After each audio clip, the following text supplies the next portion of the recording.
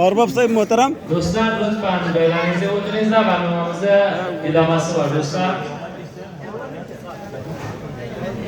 Do'stlar, lutfan. Hoş geldiniz İmam Said'dan.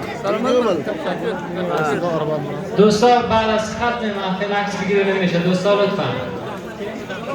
Olmadınız mı? Olmadın öyle. Zaboni xudo tojiki bisoza, vali pastda zabon.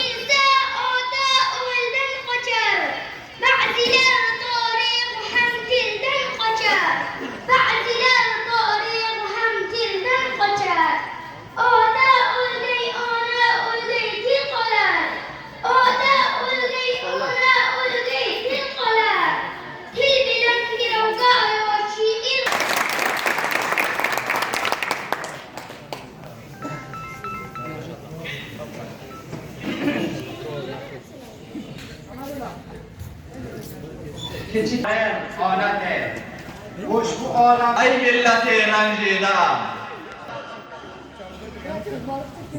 برادران عزیز میخواهم چه تنش‌های قومی و مذهبی هنوز زخم‌های عمیقی بر پیکره ملت‌ها میزند.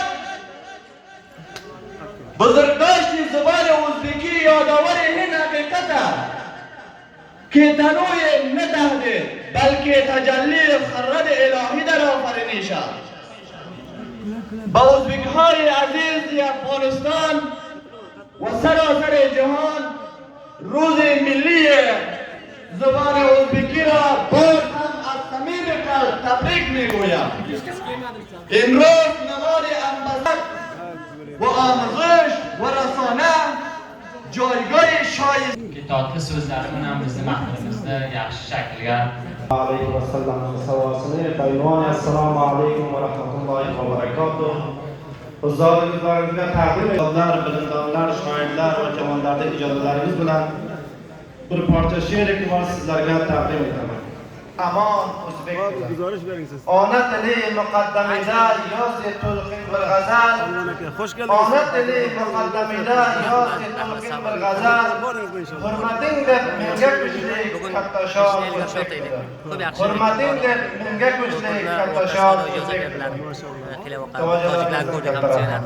Anne bu dostluğun kamları Qabzavondan qanday mehmondo'st aziz va qadrli inog'amizdan hurmatli eng yaxshi she'rlardan cheksiz minnatdormiz. Katta rahmat. Xayr ko'ringizlar, rahmat. Yaxshi. Maqsad xo'sh geldiniz. Hozir hurmatli Alhoj Doktor Sharifulloh Ibrohimdan eslaymiz Tilsit o'ngida tashrif keltirishini va hamchinon joyga zarurati bo'lsa inshaalloh biz xizmatda kelsin Omadami? yaxshi mahsulotlar til borasiga mahsul olsin.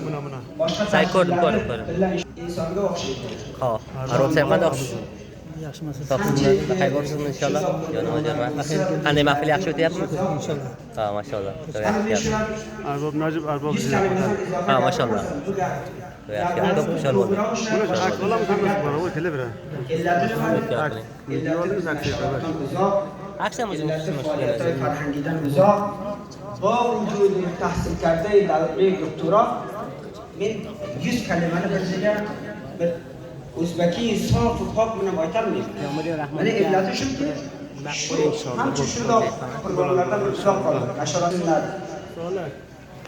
barnomaهای فرهنگی bor ekan, tajdid zabon bor ekan. Bir bolalarga tushunsinlar inshaalloh biz به صفت شهروان به صفت دوست انشالله همیشه خدمتگارida همیشه qabatlarida hammasini muborakbod aytaman. یک موضوع دیگر هم میخوایم که درست